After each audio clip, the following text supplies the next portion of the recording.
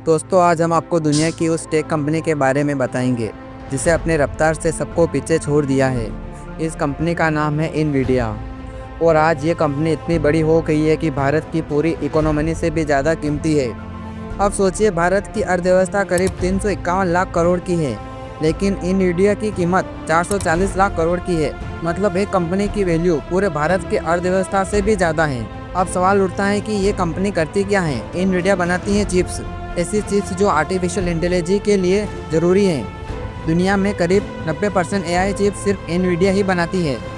इस चिप्स का इस्तेमाल मोबाइल, ड्रोन, सेल्फ ड्राइविंग गाड़ियाँ और ऑनलाइन गेम्स में भी होता है। लेकिन असली उछाल इनवीडिया को मिला है एआई में बढ़ते इस्तेमाल से। साल 2022 में इनवीडिया का एक शेयर की कीमत लगभग $3 की थी। आज वही शेयर की कीमत $210 की हो चुकी है, यानी सिर्फ 3 साल में कीमत 16 गुना बढ़ गई है।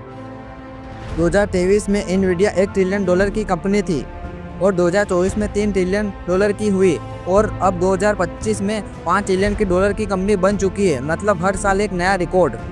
इनवीडिया की शुरुआत 1983 में जेनसन हुआंग नाम के व्यक्ति ने की थी। ये ताइवान में पैदा हुए थे और बाद में अमेरिका चले गए। बचपन में उन्होंने रेस्टोरेंट में बर्तन धोए और बाथरूम साफ किए, लेकिन आज वही दुनिया के सबसे बड़ी टेक कंपनी के सीईओ है। एक दिन वो अपने दोस्तों के साथ बैठे थे और उन्होंने एक नैपकिन पर लिखा था, let's build chip that can think like humans. मतलब चलो ऐसे चिप्स बनाते हैं जो इंसानों की तरह सोच सके। और वहीं आइडिया आज अरबों डॉलर की कंपनी बना गया है। पहले दुनिया की सबसे बड़ी कंपनियां ऑयल और गैस बेचने वाली होती थी, लेकिन अब वक्त बदल गया है। अब सबसे कीमती चीज़ है टेक्नोलॉजी और एआई।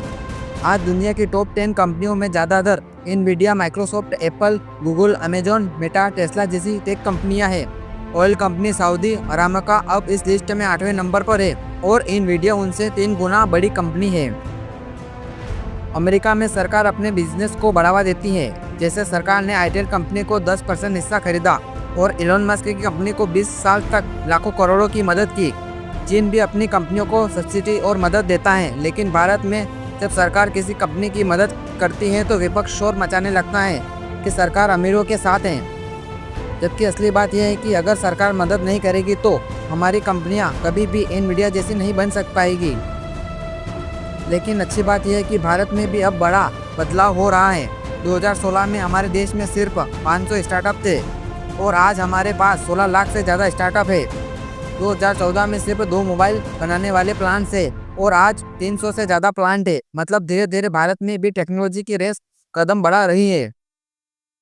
तो दोस्तों ये थी कहानी इनवीडिया की। एक छोटे से आइडिया से शुरू होकर दुनिया की सबसे बड़ी कंपनी बनने का सफर। ये सिर्फ एक कंपनी नहीं बल्कि सपनों को पूरा करने की कहानी है। अगर आपको भी लगता है कि भारत में भी असली इनवीडिया बन सकती है तो वीडियो को लाइक करें और कमेंट में लिखे, इंडिया कैन डू इट।